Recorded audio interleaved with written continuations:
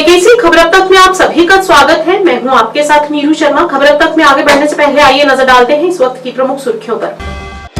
राजौरी में अब तक बुद्धल गांव में हुई मौतें बैक्टीरिया या वायरल मूल की किसी संक्रामक बीमारी के कारण नहीं हुई। CSIR IITR द्वारा नमूनों में विषाक्त पदार्थ पाए गए। मामले की जांच के लिए पुलिस ने SIT टीम गठित की और वहीं इसी मामले को लेकर लगातार बैठकों का सिलसिला जारी।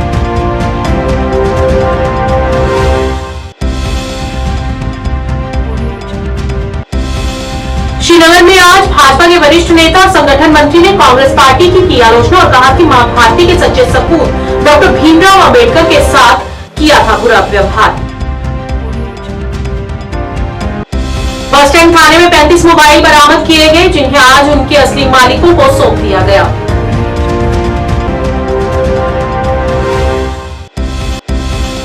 शिक्षा विभाग के सभी आकस्मिक वेतनभोगी एवं मुख्य कर्मचारी संघ द्वारा आज मिनिमम वेजेस एक्ट लागू करने के लिए किया गया प्रदर्शन। जल्द से जल्द इसे लागू करने की लगाई गुहार। और POJ के विस्थापित सेवा समिति ने 2025 वार्षिक कैलेंडर का अनावरण किया, जिसमें विस्थापित परिवारों की दुर्दशा पर प्रकाश डाला गया।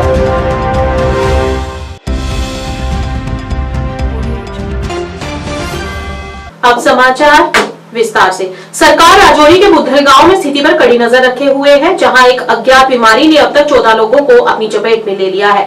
SMGS अस्पताल में भर्ती एक बच्चे की हालत अभी भी गंभीर बनी हुई है। जांच और नमूनों से यह स्पष्ट रूप से संकेत मिलता है कि ये घटनाएं बैक्टीरिया या वायरल मूल की किसी भी संक्रामक बीमारी के कारण नहीं हुई है और इसमें सार्वजनिक स्वास्थ्य से जुड़ा कोई पहलू नहीं है। प्रासंगिक रूप से सभी नमूनों में किसी भी वायरल या बैक्टीरियोलॉजिकल के लिए नकारात्मक परीक्षण किया गया है। और वहीं इसी संबंध में स्वास्थ्य एवं चिकित्सा शिक्षा मंत्री स्कीना इटू ने अन्य कैबिनेट सहयोगियों के साथ घटनास्थल का दौरा किया। इसके अलावा बीमारी के कारणों का पता लगाने और प्रभावितों को आवश्यक स्वास्थ्य सुविधाएं प्रदान करने के लिए स्वास्थ्य एवं चिकित्सा शिक्षा विभाग, जिला प्रशासन और अन्य संबंधित विभागों के साथ कई बैठकों की अध्यक्षता की। और वहीं जम्मू कश्मीर के मुख्य सचिव अटल डुल्लू ने भी स्वास्थ्य अधिकारियों, प्रशासन, देश भर के तकनीकी विशेषज्ञों और पुलिस के साथ कई बैठकों की अध्यक्षता की, ताकि पूरी तरह से तथ्य खोज सुनिश्चित की जा सके और प्रभावितों को सर्वोत्तम स्वास्थ्य सुविधाएं प्रदान की जा सके।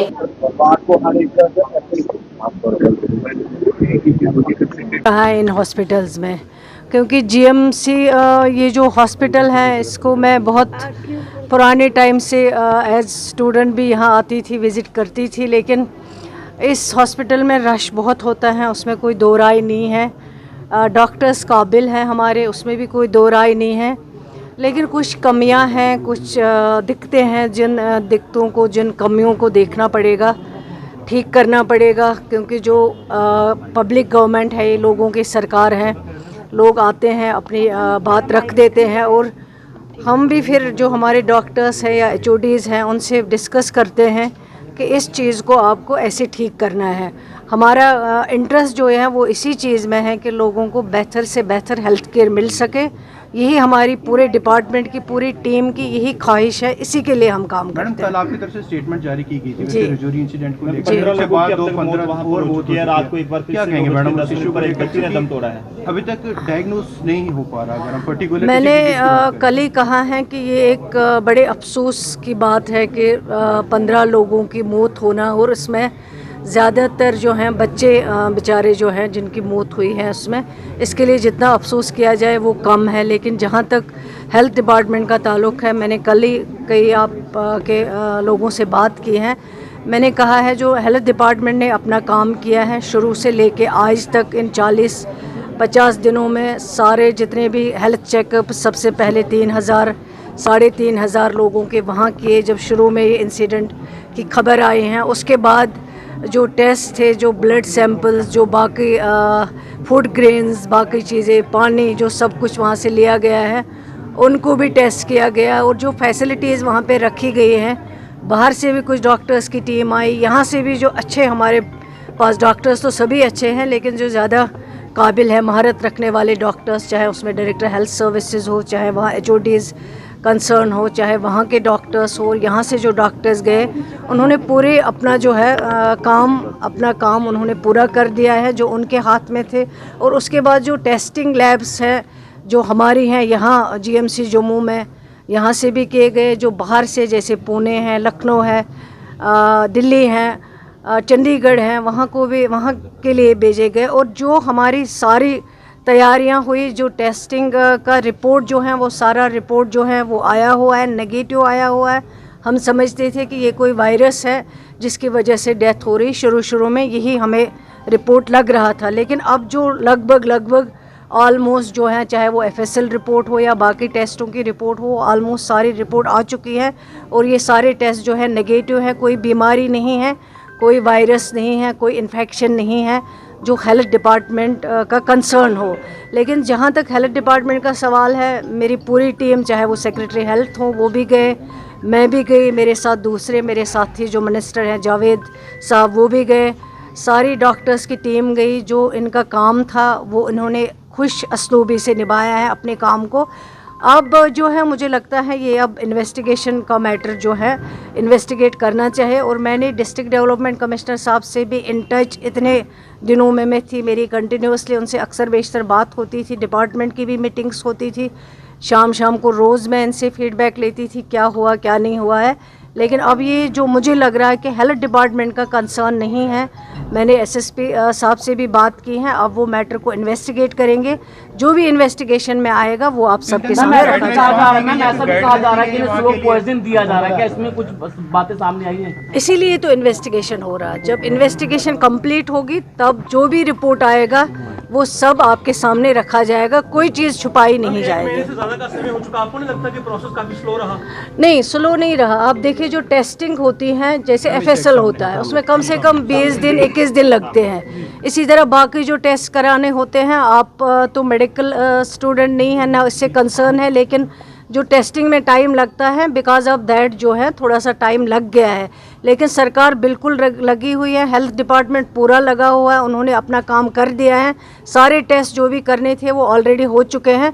अब बस इन्वेस्टिगेशन का मसला है, इन्वेस्टिगेशन होगी, सब कुछ रिपोर्ट आपके सामने। श्रीनगर में आज भाजपा के संगठन मंत्री अशोक कौल ने कहा कि कांग्रेस पार्टी ने बाबा साहेब अंबेडकर की लगातार उपेक्षा की और उनके साथ बुरा व्यवहार किया। उन्होंने कहा कि डॉक्टर अंबेडकर और उनकी यादें चिरस्थायी हैं और आने वाले लंबे समय तक लाखों लोगों का मार्गदर्शन करती रहेंगी। भले ही कांग्रेस उनकी विरासत को दबाने और गलत तरीके के साथ पेश करने की बेताब कोशिश कर रही हो। उन्होंने ये भी कहा कि बाबा साहेब अंबेडकर की मृत्यु के बाद उनके पार्थिव शरीर को ले जाने के लिए सरकारी विमान से मना करना, उनकी याद में दिल्ली या उसके आसपास कोई स्मारक बनाने के लिए जगह न देना या उन्हें भारत रत्न देने से इनकार करना या संसद में केंद्रीय कक्ष में उनकी तस्वीर लगाने के मामले में उनकी अनदेखी करना, ये कुछ उदाहरण हैं कि कैसे कांग्रेस पार्टी ने मां भारती के सच्चे शानदार सपूतों में से एक के साथ लगातार और बुरी तरह से बुरा व्यवहार किया है। जी की बरसी नहीं है, हम कॉन्स्टिट्यूशन जो भारत का कॉन्स्टिट्यूशन है, एक बड़ा कॉन्स्टिट्यूशन है, इसका दिन मना रहे हैं क्योंकि ये कॉन्स्टिट्यूशन जो बना, फाइनल जो हुआ था वो 26 नवंबर 1949 को हुआ था। इसलिए हमारे मोदी जी ने उसको संविधान दिवस के रूप में 26 नवंबर को मनाया। पिछले दिन हमने सब जगह 26 नवंबर मनाया है।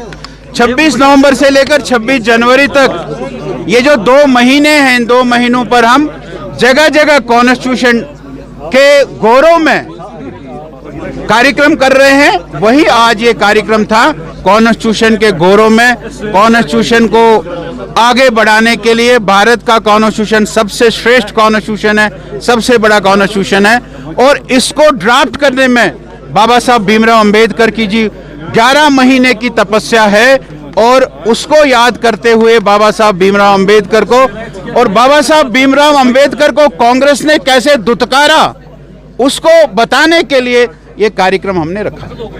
कौल जी, एक तरफ से तो आपको ट्रोल किया जा रहा है, जो रिसेंटली अमित शाह की तरफ से बयान दिया गया था अंबेडकर के मुतालिक, और आज ये दिन मनाया जा रहा है। ये ऐसा नहीं है, वो उसके उस ट्रोल को गलत तरीके से पेश किया गया है, ऐसा नहीं है। वो अब जो राहुल गांधी का कल का स्टेटमेंट है कि वो स्टेट के साथ लड़ाई करेगा, ऐसा थोड़ी है। वो जो हुआ है वो उनके बयान को, अमित शाह जी के बयान को गलत तरीके से पेश किया गया, ऐसा नहीं है। एसपी विवेक शेखर ने आज जम्मू बस स्टैंड थाने में एक पत्रकार वार्ता का आयोजन किया। इस मौके पर उन्होंने जानकारी देते हुए बताया कि चोरी हुए 35 मोबाइल बरामद किए गए हैं, जिन्हें उनके मालिकों को आज सौंप दिया गया। इस मौके पर उन्होंने लोगों से अपील की कि वे किसी भी संदिग्ध वस्तु के पाए जाने पर तुरंत पुलिस को इत्तला करें और अपना राष्ट्र के प्रति कर्तव्यों में अहम योगदान दें। तो किस हिसाब से आप देते हैं? मैं आपको बताता चलूं, हमारी ESU यूनिट ने, नॉर्थ की ESU यूनिट ने लगभग 35 मोबाइल रिकवर किए हैं। वो उनके राइटफुल ओनर्स को दिए जाएंगे।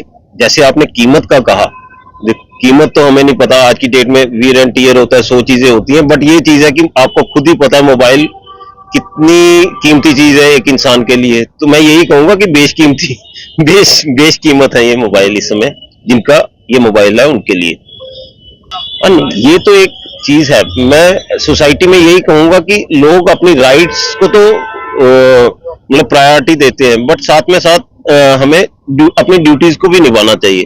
तो मैं यही कहूंगा कि कभी किसी को ऐसे ही, जैसे मोबाइल को लेकर मैं ये कहूंगा, किसी को किसी का मोबाइल मिले तो ज्यादा से ज्यादा कोशिश करे अपने पास के पुलिस स्टेशन में जाके उसको दे आए, ताकि उसके राइटफुल ओनर तक वो पहुंच सके। क्योंकि जैसे मैंने पहले कहा, मोबाइल एक इंसान के लिए बड़ी बेशकीमती चीज है, उसमें इतना डाटा है, उसकी फैमिली की मेमोरीज है, 100 चीजें होती हैं।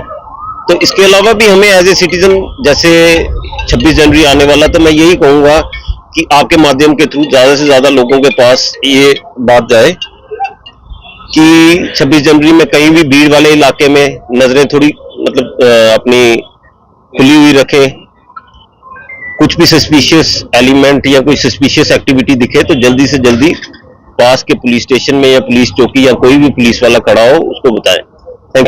मिसिंग ही होते हैं, ज्यादातर मोबाइल मिसिंग ही होते हैं। कहीं कोई भीड़ वाले इलाके में गया, कुछ है तो उसका फोन गिरा होता है या कुछ होता है। ऐसा मतलब चोरी का नहीं हम कह सकते, बट ये है कि रिकवरी हुई है, मिसिंग है, किसी को मिला, उसको नहीं पता है इसका क्या करना है, डिस्पोजल किस तरह से करना है। और इंसान का देखो, कभी भी होगा ना, कभी कोई चीज मिल जाएगी तो वो कहता चलो यार रख लेते हैं, मेरा क्या जा रहा है। तो ये भी एक एजुकेशन हमें इस माध्यम से देना जरूरी है। किसी को भी किसी का मोबाइल मिले तो जल्दी से जल्दी उसको पुलिस के पास दें, ताकि उसके राइटफुल ओनर तक। खुशी तो मिलती है, किसी की मदद करके खुशी तो मिलती है। शिक्षा विभाग के सभी आकस्मिक वेतनभोगी एवं कुक कर्मचारी संघ द्वारा आज अपनी मांगों को लेकर विरोध प्रदर्शन किया गया। इस मौके पर उन्होंने मिनिमम वेजेस एक्ट लागू करने की अपील की। प्रदर्शनकारियों ने कहा कि पिछले दिनों अमित शाह ने जम्मू कश्मीर में मिनिमम वेजेस एक्ट लागू करने की बात कही थी, लेकिन आज तक उस पर कोई भी अमल नहीं किया गया। PHE और PDD विभाग ही नहीं बल्कि अन्य भी कई जरूरी विभाग महत्वपूर्ण हैं और शिक्षा विभाग से ही सभी विभागों की नींव है। और इस मौके पर प्रदर्शनकारियों ने minimum wages act as per daily UT को लागू करने की अपील की।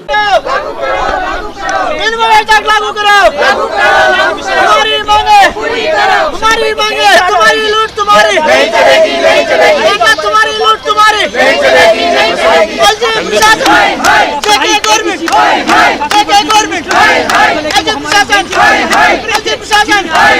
जोर जुल्म की चक्की में, जोर जुल्म की चक्की में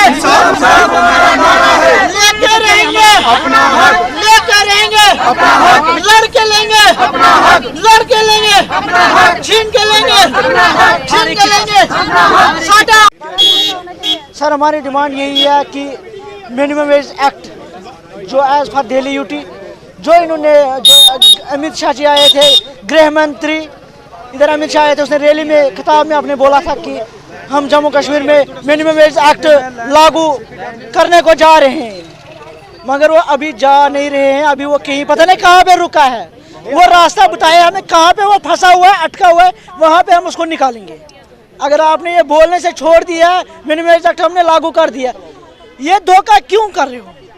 अगर PHE और PDD डिपार्टमेंट से जम्मू कश्मीर नहीं चलता है, जो सबसे बड़ा एजुकेशन डिपार्टमेंट है, जिससे प्राइम मिनिस्टर बनता है, MP बनता है, जो भी बनता है वो एजुकेशन डिपार्टमेंट से ही निकलता है। हमारी डिमांड यही है कि एजुकेशन डिपार्टमेंट में भी जो कम उजरत पे काम करने वाले, जैसे मिड डे मील, CPW और लैंड ओनर्स बच का रखवा दिया, और उधर से हम 25 रुपये पर काम भी कर रहे हैं, लेकिन वो 25 रुपये भी हमें टाइम के नहीं मिलते। जो 2022 और 2023 और 2024 का हमें 3000 रुपये टोटल तनख्वाह मिली है, ये इतना बड़ा कौन सा पाप करके हमने रखा हुआ, कौन सा जुल्म करके रखा। आज हम कह रहे हैं एलजी साहब से, खुदारा आप भी बच्चों वाले हैं, आप भी माए वाले हैं, खुदारा ये जुल्म मत करो, ये जुल्म आपके बच्चों पर पड़ेंगे। अगर आपको नहीं कुछ बनता तो आप कुर्सी छोड़ के चले जाओ। क्यों कि हम पर इतना जुल्म हम बर्दाश्त नहीं करेंगे। हमारे छोटे छोटे मासूम बच्चे इस वक्त भूखे और प्यासे नंगे हैं, जो हमारे से 4-4, 5-5 जो इतनी जितनी जमीन थी वो सब की सब चली गई है। वो आपने जबरदस्ती ली, ये सियासत करके ली। अब हम सियासत नहीं आपकी बर्दाश्त करेंगे। आप पर हम गरीबों पर सियासत मत चलाओ, हम गरीबों के लिए सोचो ताकि आगे आने वाले वक्त में हम हमारे पास दोबारा आएंगे। ये सियासत हम पर मत चलाओ, हम सियासत के लायक नहीं है। हमारा हक जो है वो हमें हक दिया जाए। जब हमने जमीन, इन्होंने हमारे आश्वासन दिया कि आप जमीनें दे दो, 2-2 कनाल रकबे, हमने 2 के बजाय 4-4 कनाल रकबे दिया। हम 4th क्लास की नौकरी देंगे, पर नौकरी जगह कुछ नहीं मिला। खाली उन्होंने हमारे घर खेड़ दिए, 4 दीवारी करके हमें बाहर निकाल दिया। हम इस वक्त कहीं जंगल में बैठा है, कोई सरकार में बैठा है, कोई कमरा लेके बैठा हुआ है। इस वक्त ना हमें नौकरी मिली, ना हमारी वो जमीन, हमारी जमीनें भी चलेंगी और हमारी जिंदगी भी जा रही है। हमारी एक लागू किया जाए, SRO चोट के तहत हमें परमानेंट किया जाए। जैसे बाकी वाले 18-20 हजार ले रहे, हमें वो अगर कुछ नहीं इनसे बनता वो हमारा लागू। पीओजे के विस्थापित सेवा समिति ने आज प्रेस क्लब जम्मू में एक पत्रकार वार्ता के दौरान अपना बहुप्रतीक्षित 2025 वार्षिक कैलेंडर लॉन्च किया। ये कैलेंडर 1947, 1965 और 1971 में पाकिस्तान द्वारा दिए गए आक्रमणों के बाद पाकिस्तान के कब्जे वाले जम्मू और कश्मीर के विस्थापित हिंदुओं और सिखों की ऐतिहासिक और चल रही पीड़ा के बारे में जागरूकता बढ़ाने के लिए समर्पित है। समिति के अध्यक्ष डॉक्टर दीपक कपूर ने बताया कि इस साल का दीवार कैलेंडर विस्थापित परिवारों द्वारा सहे गए अत्याचारों और न्याय और मान्यता के लिए उनके निरंतर संघर्ष का एक मार्मिक चित्रण है। कैलेंडर में सामूहिक पलायन, जानमाल की हानि, साथ ही हिंसा और विस्थापन के उनके जीवन पर स्थायी प्रभाव को दर्शाने वाली दुर्लभ तस्वीरें हैं। सेवा समिति की ओर से मैं डॉक्टर दीपक कपूर, पीओजे के विस्थापित सेवा समिति का अध्यक्ष होने के नाते चंद एक बातें आपसे कहना चाहता हूं कि जो आज हमने ये कैलेंडर रिलीज़ किया है, ये हमारा इस श्रृंखला में एक तीसरा कैलेंडर है। 2023 में हमने एक टेबल कैलेंडर का विमोचन किया था, जिसमें कि उस समय के जो हमारे जो मंदिर और गुरुद्वारे थे, आज की परिस्थिति में उनकी क्या हालत है ये दर्शाया था। तो ये वहाँ के मीरपुर, कोटली, मुजफ्फराबाद इत्यादि स्थानों के जितने भी ऐसे धार्मिक स्थल थे उनको दिखाया गया था। उसके बाद 2024 में हमने जो एक वॉल कैलेंडर का रिलीज़ कराया था, तो उसमें हमने वहाँ की जो इम्पोर्टेंट स्मारक हैं, वहाँ की बिल्डिंग्स, किले, पुल, दरिया, इस तरह की चीज़ों को हमने दर्शाया था। इस बार उसी श्रृंखला को आगे बढ़ाते हुए फिर से वॉल कैलेंडर को बनवाया गया है और इसमें इस बार हमने जो विस्थापन हुआ था उसकी क्या पीड़ा थी उसको दर्शाने का प्रयास किया है। यदि आप देखेंगे इस कैलेंडर को, हर पृष्ठ पर, फ्रंट पे भी, बैक पे भी आपको जो फोटोग्राफ दिखेंगे उसमें यही बताया गया कि विस्थापन कैसे हुआ, लोग कैसे कैसे कैंपों में रहे, किस तरह से मारकाट हुई, कैसे वहाँ हत्याएं हुई, हर एक चीज़ थी। कैसे वहाँ छलांगे लगा के आत्मदाह किया औरतों ने, बच्चियों ने। तो इस ढंग से ये सारा कुछ इस बार दर्शाया गया है। इसकी मंशा यही है कि हमें अपना इतिहास भूलना नहीं है, इसे याद रखना है और अपना कल्चर उसे याद रखना है, इससे जुड़े रहना है और प्रयास करते रहना है हमारे पीओजे के विस्थापित समाज को उनका यथाशक्ति जो भी उनका हक बनता है उसे दिलाने के प्रयास करना है। इसके बारे में हम लोग निरंतर प्रयास करते रहे हैं और वो आगे भी करते रहेंगे। और अल्टीमेट हमारा जो ध्येय है, जो हमारा लक्ष्य है, वो है हमें अपना ये पीओजे के वापस लेना है। अभी 2 दिन पहले हमारे रक्षा मंत्री श्री राजनाथ सिंह जी ने भी बताया था, जैसे अखनूर में, कि ये हमारा एक ताज है, पीओजे के क्राउन है भारत का।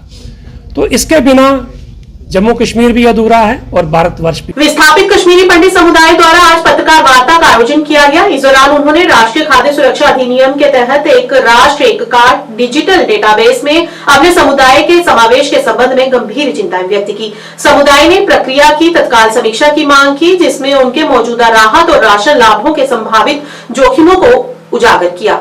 इस दौरान उन्होंने बताया कि 2016 में पेश किए गए एनएफएसए प्रारूप आवेदन का समुदाय द्वारा एकजुट विरोध किया गया था और मामला बाद में तब से राहत और पुनर्वास आयुक्त द्वारा भारत सरकार के साथ उठाया गया, जिसके परिणाम स्वरूप इस पहल को स्थगित कर दिया गया।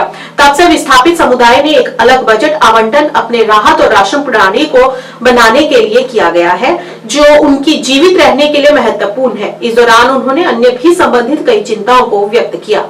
जी, मेरा नाम कुलदीप कश्मीरी है।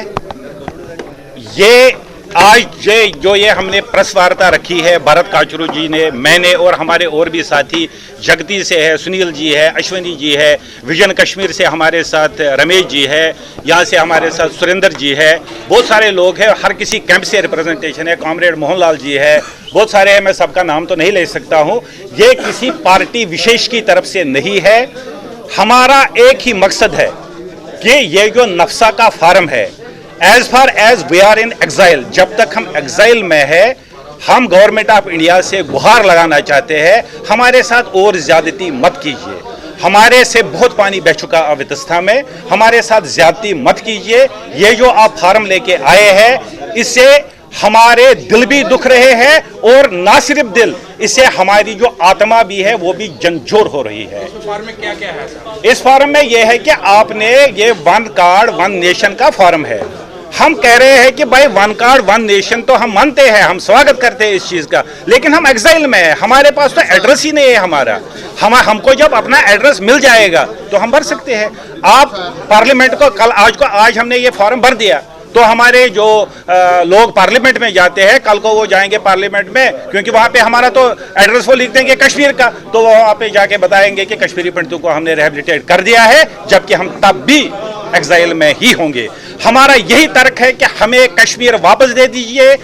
तमाम कम्युनिटी जो आप नैरेटिव्स बना रहे हो कि ये तैयार नहीं है, every member of the community is ready to return to Kashmir valley. आज मेंढर में डीटीआई पूंछ के पवन सिंह ने उप विभाग के सभी संघों के ड्राइवरों के बीच मुख्य बस स्टैंड में एक जागरूकता शिविर आयोजित किया, जिसमें उन्होंने मेंढर के विभिन्न मार्गों पर अपने यात्री वाहनों का संचालन कर रहे ड्राइवरों को यातायात नियमों और विनियमों के बारे में जानकारी दी, ताकि वे यातायात के नियमों का सही से पालन कर सके।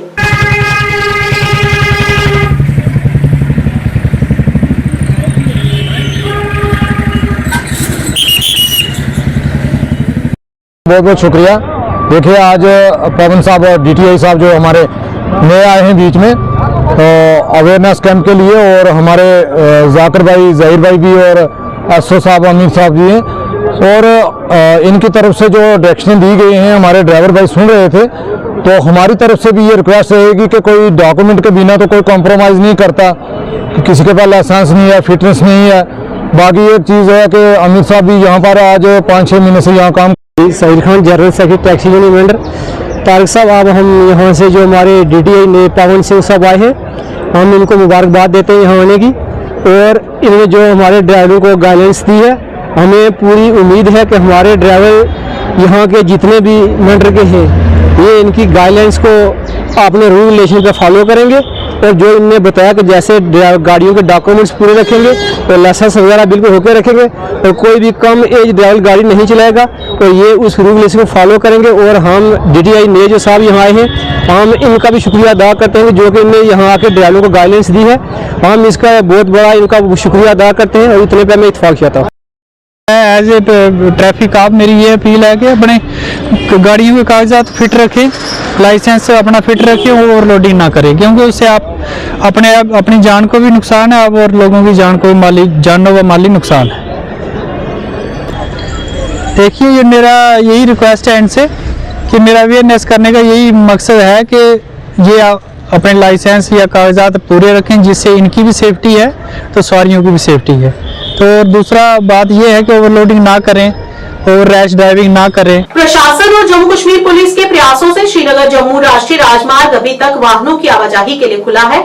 सुबह से चल रही भारी बर्फबारी और जोखिम भरी सड़क की स्थिति के बीच एसएचओ वेरीनाग फैसल अहमद खान ने अपनी टीम के साथ शाहबाद वाला वेरीनाग तहसील के विभिन्न स्थानों पर फंसे यात्रियों और मरीजों को तेजी से सहायता प्रदान की।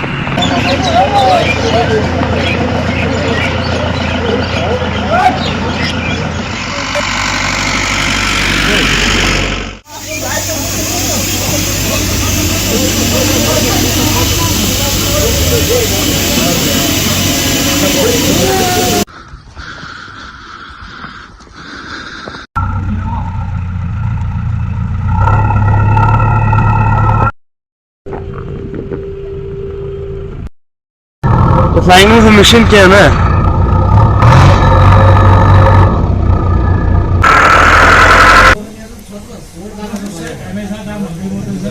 वादी कश्मीर में मौसम ने फिर से करवट बदल दी। आज सुबह से ही लगातार बर्फबारी शुरू हो गई है।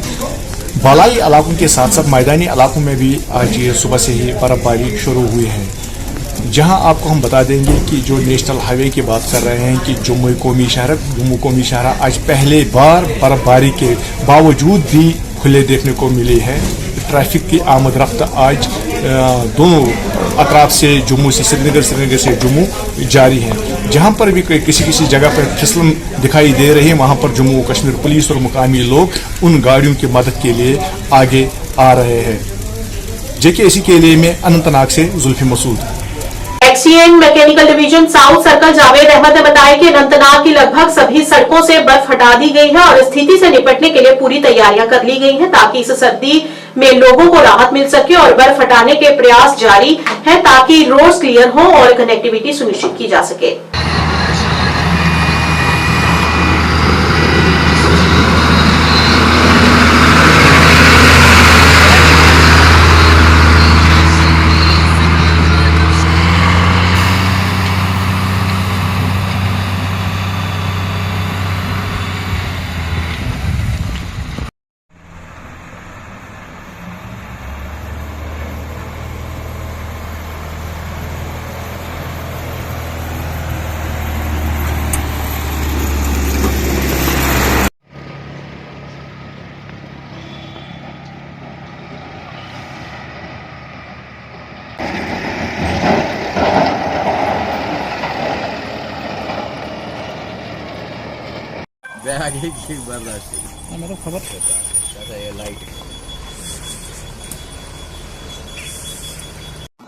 जैसे कि आपको पता है कि ऊपर हिली एरियाज में थोड़ी बहुत ज़्यादा ही बर्फ़ हुई थी 5-6 इंच के करीब।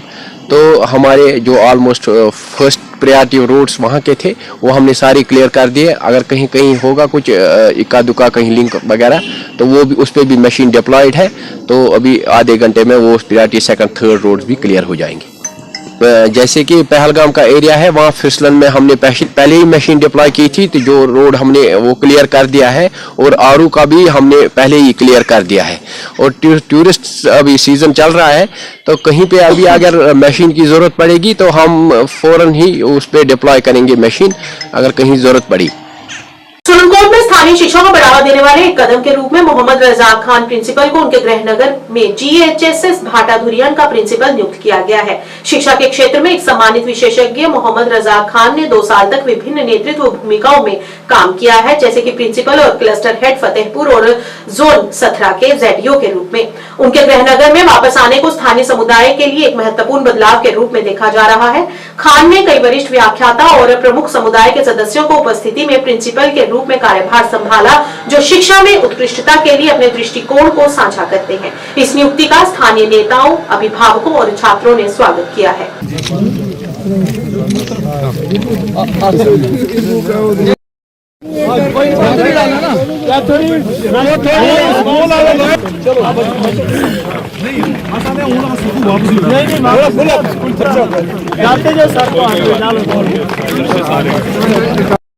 तो चलने रहो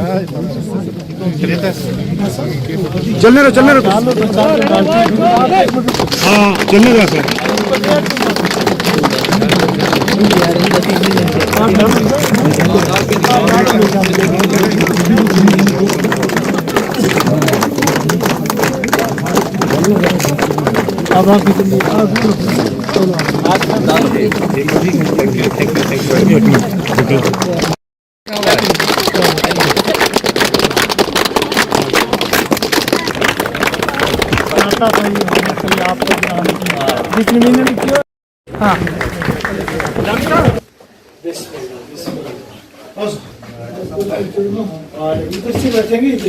फिर मैं डॉक्टर साहब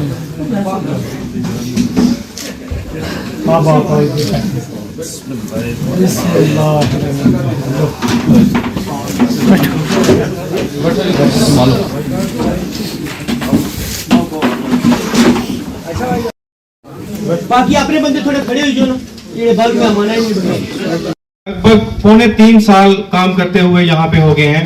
मैं एज ए फिजिक्स लेक्चरर यहाँ से हुआ था।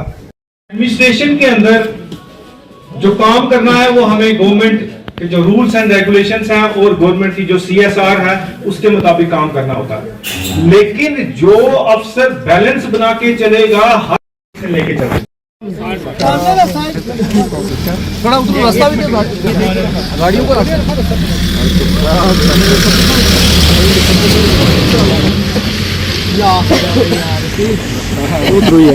आराम वाले के डिसाइड हुई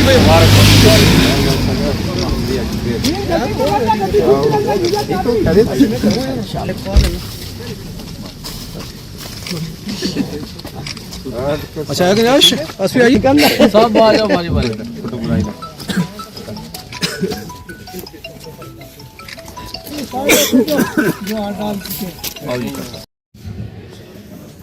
आज बड़ी खुशी का मकाम है कि हमारे यहाँ पर हाई सेकेंडरी स्कूल भाटा दूरिया में यहीं के लोकल हमारे एक उस्ताद जो हैं वहाँ यहाँ पर जो है वो एज प्रिंसिपल उन्होंने जो है अपना ओहदा संभाला है। मैं सबसे पहले इस स्टेज से उन्हें मुबारकबाद पेश करता हूँ और साथ ही खुशी इस बात की है कि हमें जाने वाले हमारे ऑफिसर जमील अहमद खटाना साहब जो है उनका दुख है ज़रूर। खबर अब तक के आज के इस अंक में इतना ही। नया अंक लेकर फिर हाजिर होंगे, तब तक के लिए दीजिए इजाजत। नमस्कार।